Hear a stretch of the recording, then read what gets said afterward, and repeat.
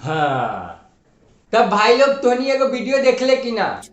हाँ तो एक भोजपुरी के स्टार है, वो अपने आप को समझते हैं। उनका एक इंटरव्यू देख लीजिए। 5 करोड़ के दूर। आज से कुछ दिन पहले यानी कि 5 तारीख के पवन सिंह अपना जन्मदिन मनाते हैं और सनी लियोनी अपने हाथ से पवन सिंह को केक खिलाए।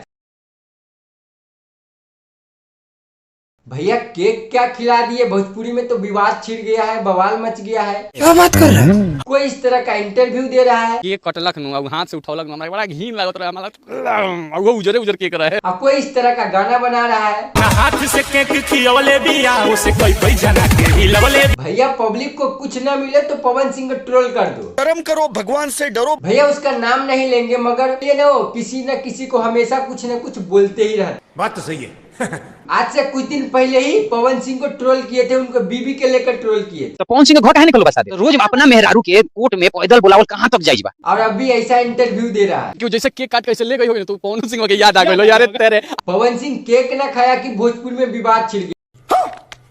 भैया वो बॉलीवुड के सुपरस्टार एक्ट्रेस है, एक गाना करने के लिए करोड़ों रुपया चार्ज करते हैं। वो काम करती थी उस टाइप का, मगर बहुत सालों पहले, लगभग 10-12 साल पहले वो करती थी। क्या उनके हाथ में लगा है क्या?